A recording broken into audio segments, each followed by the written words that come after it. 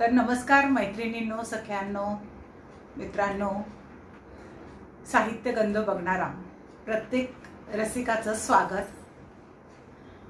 साहित्यगंध हा आम्ही लेखिका या संस्थेचा मुंबई जिल्ह्याचा एक फेसबुक समूह आहे आणि या संस्थेचे संस्थापक अध्यक्ष मोहन काका कुलकर्णी जे आपल्याला सर्वांचे परिचित होते आहे, त्यांचा हा उपक्रम मोहन काका शिवाय मला नाही वाटत दुसऱ्या कोणा व्यक्तीला हा उपक्रम करता आला असता की पूर्ण जगभरातल्या महिलांना, स्त्रियांना त्यांनी लिहित्या हातांना त्यांनी एकत्र आणलं आणि आम्ही लेखिका हा मंच स्थापन केला आणि स्त्रियांना एक मनमुक्त लिहिण्याचं किंवा वावरण्याचं, अभिव्यक्ती व्यक्त करण्याचं एक साधन दिलं। त्यामुळे त्या मोहन काकांना अतिशय मनापासून मी वंदन करते, नमन करते। जेव्हापासून हा ग्रुप म्हणजे आम्ही लेखिका सुरू होणार होतं तेव्हापासून मी काकांना ओळखते। आम्ही बऱ्याच वेळा बोललेलो होतो, माझं पुस्तक मी दिलं होतं त्यांना। आणि काका म्हणजे मी जेव्हा आपल्या सदस्या सुधाताई कोकले यांचं पुस्तक काढलं होतं त्यावेळेस त्यांच्या घरी मी गेले होते आणि काका त्यांच्याकडे मुक्कामाला होते। त्यावेळेस तर खूप मनमुराद गप्पा झालेल्या आणि त्यांची कळकळ सतत जाणवत असायची। आणि आज ते नाही आहेत, पण हे कार्य मुंबई जिल्ह्याचे अध्यक्ष प्रतिभा सराफ, तिच्या सहकारी उपाध्यक्ष श्रीपाद देवळेकर आणि रेणुका पांचाळ या तिघी अगदी आत्मीयतेने चालवत आहे, याचं मला खूप कौतुक आहे। प्रतिभा तर मी पहिल्यापासून ओळखतेच, तिची मॅनेजमेंट तर मला पूर्ण माहिती आहे। तिचं जीव तोडून जे काम करते कॉलेजसाठी, घरासाठी, आमच्यासाठी ते मला माहिती आहे आणि त्यामुळे तिच्याकडे जे अध्यक्षपद आहे ती खूप छान निभावेल याची मला खात्री पण आहे। तर अशा या मुंबई जिल्ह्याच्या ह्या साहित्यगंध परिवाराला, अर्थात मी पण एक त्याचा भाग आहे, मी पण सदस्य आहे, याचाही मला आनंद आहे। तर आपल्या या संघाला मी खूप शुभेच्छा देते आणि आज मला जे काही अनुभवाचं संचित मध्ये प्रतिभाने विषय दिलेला आहे, माझी पहिली कविता, त्याबद्दल बोलायला सुरुवात करते। आता कविता काय असते, शाळेत वगैरे कविता आपण वाचतो, म्हणजे असतेच आपल्याला अभ्यासक्रमात, त्यामुळे शाळेतली कविता काय असते किंवा ते आपल्याला टीचर वगैरे समजावून सांगतात। मला खरं तर फारशा कविता आवडत पण नसायच्या, मला कथा किंवा असं गद्य वाचायला नेहमी आवडायचं आणि तेच मी वाचायची। त्यामुळे मला कविता काय असते, तिची व्याख्या काय, ती कशी करतात हे काही माहिती नव्हतं, मी फारसं लक्ष द्यायचे नाही। पण मी ते गाथा म्हणा किंवा दासबोध म्हणा, गीता म्हणा, हे अशी वाचत असायची, म्हणजे माझं वाचन चालू असायचं। आणि लिहिण्याचं जे काय आहे ना, मला वाटतं लिखाण म्हणजे आपल्या अंतर्मनात जो काही वाचनाचा साठा असतो किंवा मन विहिरीत हा वाचन जे असतं तेच कधी ना कधी लिखाणाचं बीज होऊन रुजवात होते आणि ती बाहेर येते। असं लहानपणापासूनच ते कुठेतरी रुजवात होत असते। माझंही तसंच झालं। म्हणजे माझ्या आई वडील, मी उठले सकाळी की बघायची आई वडील माझे चहा घेत असायचे आणि एकीकडे पेपर वाचत असायचे। 3-4 प्रकारचे पेपर आमच्याकडे यायचे, मग ते वाचत असायचे म्हणून मी पण आपल्या हातात घ्यायचे। ते म्हणायचे वाच ज्योती, पेपर वाच, आणि मी वाचायला घ्यायचे। म्हणजे असे कळत नकळत संस्कार होत गेले वाचनाचे। आणि आमच्या घरात बरीच मासिकं, वर्तमानपत्र असायची, ज्याच्यात चांदोबा होता, ज्याच्यात किशोर होता, त्याच्यात डिटेक्टिव्ह कथा असायच्या, अर्थात ते वाचनालयात नाही यायचं, झुंजारच्या कथा असायच्या, काळा पहाड असायचा, काकांचं मायापुरी असायचं हिंदी, धर्मयुग असायचं। आणि हे सगळं असूनही मला स्वतःला एक स्वतंत्र लायब्ररी पण होती जी आमच्या घराच्या अतिशय जवळ होती। त्यामुळे मी नेहमी तिकडे जायची तर तिकडे अशी वाचत राहायची सारखी आणि 2-4 पुस्तकं वाचायची आणि मग एखादं पुस्तक घरी घेऊन यायची। म्हणजे मला इतकी हावरटासारखी मी वाचायची लहानपणापासून। तर ते वाचनच फक्त चालू होतं मग वाचता वाचता मला आपल्याला शाळेत निबंधात वगैरे लागतातच, बाई सांगायच्याच की काही अवतरणं टाका, काही कवितेच्या ओळी टाका. अशा प्रकारे मग ते वाचनातनं एका वहीत, चांगल्या वहीत आपण ते लिहून ठेवायला सुरुवात केली मी. सुविचार लिहायची, मग काही औषधं असायची, मग ते आजीचं पटव्यातलं औषधं लिहायची. मग कधी चांगली जोक असायचं, तो जोक लिहून घ्यायची. म्हणजे असं काही लिहिण्यालाही बंधन नव्हतं, वहीत उतरून घ्यायला, आणि माझ्या वाचनालाही काही सीमा नव्हती. म्हणजे जे हातात मिळेल ते वाचायचे. आणि अर्थात याला कारण आपण आईच होती. आई काय करायची, पूर्वीच्या काळी वाण्याच्या दुकानाच्या त्या पुढ्यात तो धान्य द्यायचा, त्यामुळे आणि मग ते सामान भरलं की मग ते वाचायचं आणि मग तो पेपर नीट ठेवून द्यायचा, असं असायचं. आणि मी फारशी बोलत नव्हते लहानपणी, पण माझं निरीक्षण चालायचं आणि मग मी पण अगदी तसंच करायची. म्हणजे आम्ही 4 जण भाऊ बहीण, पण मग मी तो गुण उचलला आणि मग मी पण अशीच काही कपटा दिसला कागदाचा की वाचायचं. म्हणजे आपण चौपाटीवर गेलो, वेळ खाल्ली तरी तो कागद बघायचाच की त्याच्यात काय लिहिलेलं आहे. आणि अशा प्रकारे माझं वाचन चालू राहिलं. पुढे मग वाचता वाचताच माझ्या लक्षात आलं की डायरी लिहिणं खूप चांगलं आहे. तर मग मी ठरवलं की आपण डायरी लिहायची. आणि असे मी तुम्हाला सांगितलं होतं की मी फारशी बोलायची नाही, मी खूप अबोल होती, पण सगळीकडे बघत असायचे, ऑब्झर्व करत असायची. आई वडील माझे खूप बोलके होते, सगळ्यांचे लाडके होते नातेवाईकांचे, त्यामुळे सतत नातेवाईक यायचे, त्यांच्याशी बोलायचे, ते त्यांना कधी कधी सल्ले द्यायचे, ते सगळं मी ऐकत असायची. पण स्वतःहून कधी फारशी बोलायची नाही. मी आपली माझ्या पुस्तकाच्या कपाटात तोंड घालून बसायचे आणि जगाकडे पाठ करून बसायची. मला सगळे म्हणायचेही, तू म्हणजे अगदी मूग गिळून बसलेली असते, बोलत का नाही ग ज्योती, बोलत का नाही ग ज्योती, आपलं असं त्यांचं चालायचं. आणि मला प्रश्न पडायचे मी काय बोलायचं यांच्याशी. आणि मला काहीतरी पुस्तक कुठलं तरी वाचायचं असतं. अगदी मी अभ्यासाच्या पुस्तकातही गोष्टीचे पुस्तकं ठेवून वाचलेले आहे. रेडिओचं एक मला हे होतं, व्यसनच होतं म्हटलं तरी चालेल, गाणी ऐकण्याचं आणि पुस्तकं वाचण्याचं. तर तसं मी ते करत राहायची, मला ते आवडायचं. आणि असं ते पुस्तक वाचता वाचता मी डायरी लिहायला लागले. मग ती पर्सनल झाली. वही तरी मी सगळ्यांना दाखवायची, पण मग डायरी पर्सनल झाली. मग मी डायरेक्ट मला जे वाटलं ते लिहित राहायची. सुरुवातीला असंच सकाळी उठले मग झोपले असं असायचं. मग हळूहळू जाणवत गेलं की याच्या पलीकडे डायरी लिहितात. मग मी ते डायरी तशी लिहायला लागले. मग मनात काही अस्वस्थ झाले तर ते मी त्याच्यात उतरवायची, पण ते मला असं माहीत नव्हतं की हे कविता आहे किंवा काय आहे. माझ्या मनाचं एक ते संवेदन त्याच्यात उतरवत राहायची. असं करता करता शिक्षण होत आलं होतं. SYला होते मी आणि स्थळ बघत होते वडील. मग एक स्थळ वडिलांना पसंत पडलं. त्यांनी मला सांगितलं असं असं आहे. मी म्हटलं हरकत नाही, चालेल मला, कारण माझ्या बाकी गोष्टी मनातल्या जुळत होत्या त्या स्थळाशी. मग ते बघायला आले तर त्यांनी बघितलं की मुलीच्या वडिलांचं घर 2 मजली आहे आणि मुलाचं घर जे होतं ते चाळीत होतं आणि 2 रूमचं होतं. त्यामुळे त्यांना प्रश्न पडला, स्पेशली माझ्या नवऱ्याला प्रश्न पडला की ही मुलगी आपल्या घरी कशी राहील. आणि फ्रँकली स्पीकिंग तिथे संडास पण खूप लांब होता.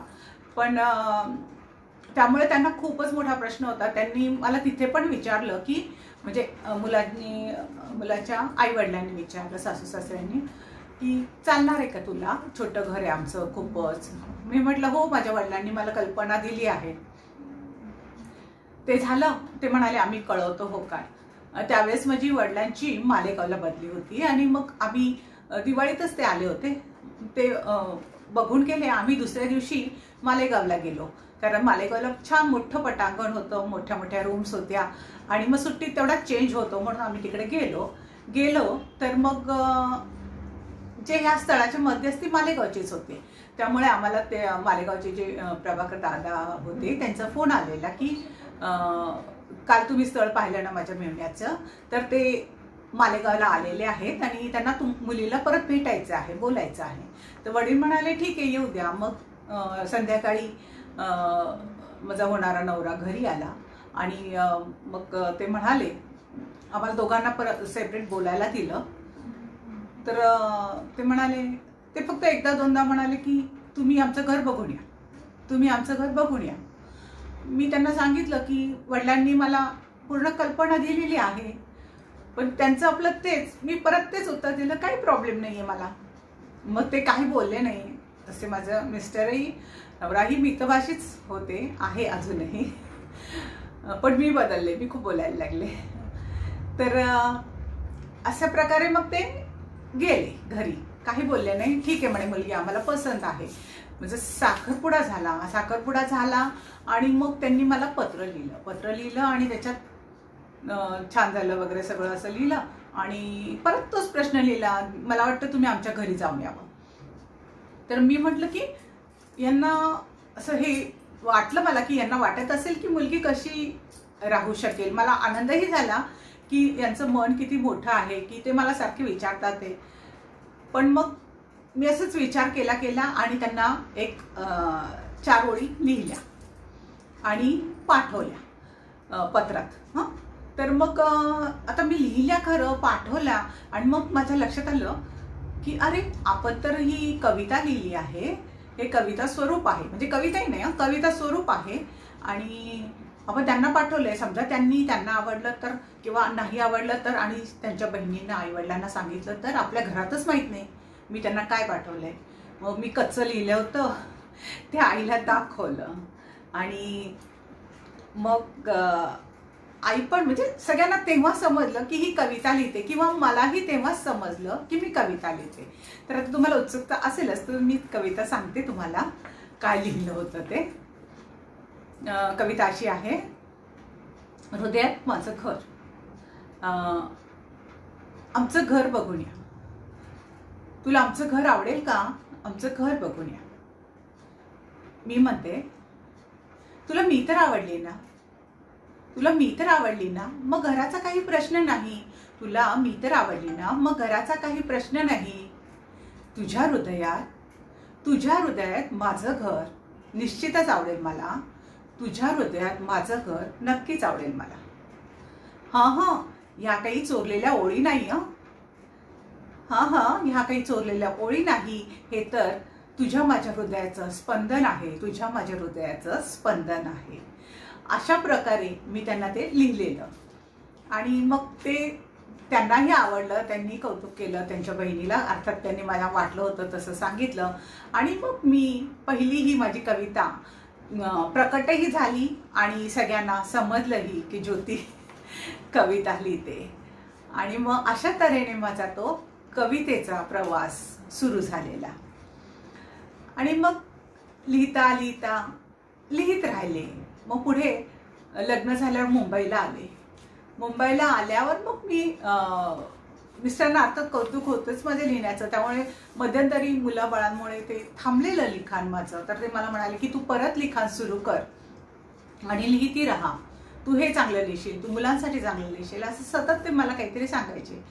ते माझं मी त्यांना जर दाखवलं ना काही, हे बघा कसं लिहिलंय किंवा काय, तर ते वाचायचे नाही. मात्र तू चांगलंच लिहिलं असेल, ते मला काही समजत नाही. मात्र प्रसिद्ध झाल्यावर मात्र जरूर वाचायचे आणि म्हणायचे छान लिहिलंय. तर अशा प्रकारे माझं लिखाणाचं ते सुरू झालेलं. लग्न झालं, बऱ्याच कविता लिहिलेल्या मी, आणि मग यांच्या म्हणण्यानुसार मग मी आपलं हे केलं. लोकसत्तेमध्ये ॲड यायच्या त्यावेळेस संक्षिप्तमध्ये, आणि मग मी ह्यांना आवडते, म्हणजे ह्यांना माधुरी दीक्षित आवडते आणि मलाही आवडते. अर्थात मला जास्त आवडते. मी ते तिचं पोस्टर आलेलं, हम आपके है कौन, ह्या पिक्चरमध्ये ती अशी मागे वळून बघते असं ते पोस्टर होतं, आणि मी ते दरवाजाला लावलेलं. आणि त्यांना एकदा सहज विचारलं की काय हो, ही छान दिसते का मी? तर ते म्हणाले ती छान दिसते आणि तू ध्यान दिसतेस, आणि हसले आणि गेले पुढे निघून. आणि मग ते माझ्या डोक्यात राहिलं. मग मी काही दिवसांनी आमच्या एका दिराच्या घरी गेलेले. त्यांच्या घरात असे माधुरी दीक्षितचे फोटो होते, आणि मग ते छान ध्यान आणि ते माधुरी दीक्षितचे फोटो असं सगळं मला ते आता एकदा कवी झाल्यावर काय ते कशावरही कविता लिहितं. आणि मग ती माझी दुसरी कविता, म्हणजे एक छान, तशा मी लिहित होते, नाही असं नाहीच, पण मला आवडणारी, त्यांना आवडणारी अशी कविता एक माझ्याकडनं लिहून झालं. तिचं नाव प्रेमळ कारण. ती ऐकवते तुम्हाला. प्रिय माधुरी दीक्षित, प्रिय माधुरी दीक्षित, कस काय चाललं तुझं, ऐकून घे एक प्रेमळ गाराणं माझं.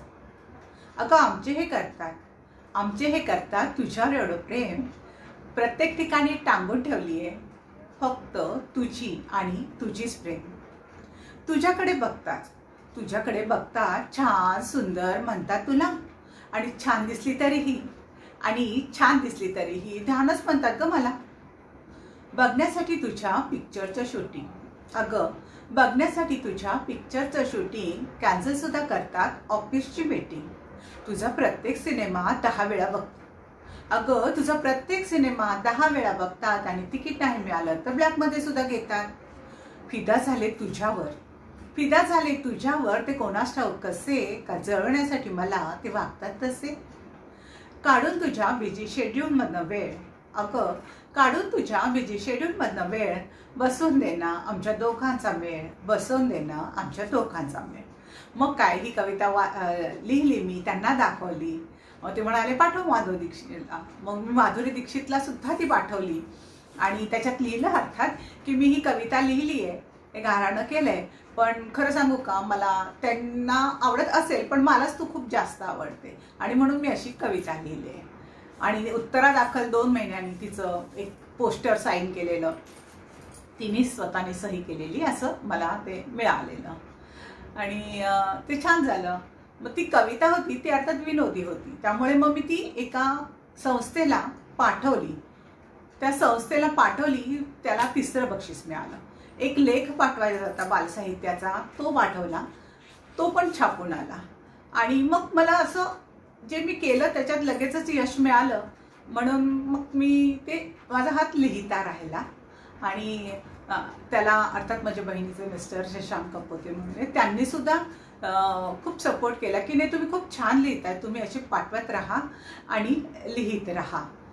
मग यथावकाश त्या कवितेत पण मी नंतर बदल केला. तर तो कसा केला की तिचं जेव्हा लग्न झालं तेव्हा मला असं वाटलं की आता तिचं लग्न झालंय तर तिचा नवरा तिला सुंदर म्हणत असेल तर त्यालाही दुसरी कोणी हिरोईन आवडत असेल. आणि मग मी तिला विचारलं की हे काय हसतेस का अशी, म्हणजे माझी कविता म्हणून झाल्यावर हे पण का हसतेस का अशी, का तुझ्यावर पण आली आता वेळ तशी.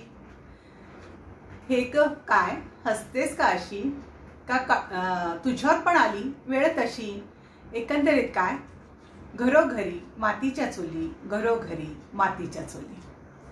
तर असा हा काव्यप्रवास माझा चालू राहिला आणि अजूनही अव्याहतपणे चालू आहे. पुढे संगीता आणि प्रतिभा या दोघी मैत्रिणी मला भेटल्या आणि आम्ही काव्य त्रिवेणी नावाचा कार्यक्रम सुरू केलेला. त्याच्यात पण खरं खूप छान चाललेला. आम्ही तिघी मिळून कविता म्हणायचो, त्या म्हणजे काव्य वाचन करायला जायचो. अगदी 5 कार्यक्रम झालेले त्याचे. पण खरं तेव्हाही आणि आजही जास्त घरातलं सगळं आटोपून, घरातलं कोणाला हे करायचं नाही, त्याच्यामुळे ते कार्यक्रम आले ना तरी मग मलाच वेळ नसायचा. नाही आज माझ्याकडे हे आले, नाही त्या तारखेला माझ्याकडे हे आहे. या दोघी कंटाळल्या. मी त्यांना खरं म्हणत होते की तुम्ही दोघी चालू ठेवा ना, पण त्यांनी मला सोडलं नाही, ते कार्यक्रम सोडून दिला. खऱ्या मैत्रिणी. आणि तो कार्यक्रम तो तसाच राहिला आणि आमचं काव्यप्रवास मात्र तसा चालू राहिला. आज दोघी खूप चांगल्या मैत्रिणी आहे आणि खूप चांगल्या कवयित्री पण आहे. प्रतिभा, संगीता, मंदाकिनी, अनुराधा नेरुरकर, गौरी कुलकर्णी या सगळ्या खूप सपोर्टिव्ह आहे. यांना भेटून, यांचा कविता अभ्यासून, यांच्याशी बोलून माझी कविता खूप छान होत चालली आहे. खूप छान आहे असं नाही म्हणणार मी, पण चांगली होत चालली आहे. आणि या सगळ्या मला सतत माझं कौतुक करत असतात, माझ्यात खूप जीव लावतात. मला कवितेने काय दिलं, आनंद दिला, एक नाव दिलं, आत्मसन्मान दिला, स्वतःची ओळख दिली आणि ह्या छान मैत्रिणी दिला, मित्रपरिवार खूप चांगला दिला. आव्हाड सर पण अर्थात बालसाहित्यात त्यांनी मला खूप सपोर्ट केला. आव्हाड सर आहे, परत सुमन नवलकर आहे, डॉक्टर सुमन नवलकर.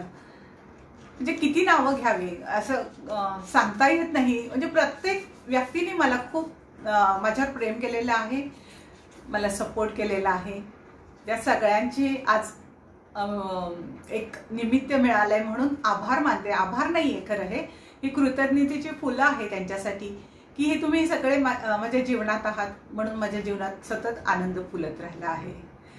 तर असं हे कवितेने दिलेलं मैत्र आहे. त्यामुळे मी आता माझी एक कविता म्हणते, प्रिय सखी, आणि थांबते. कवितेचं शीर्षक आहे, अर्थात ह्या नावाने, प्रिय सखी ह्या नावाने माझा नंतर मी काव्यसंग्रहही काढला. प्रिय सखी, मला कधी वाटलंच नव्हतं जीवनाच्या एखाद्या वळणावर तू मला अवचित भेटशील. मला कधी वाटलंच नव्हतं जीवनाच्या एखाद्या वळणावर तू मला अवचित भेटशील आणि स्वप्नांना माझ्या इंद्रधनुचे रंग देशील. रंगात त्या रंगोनी हरखून गेले मी.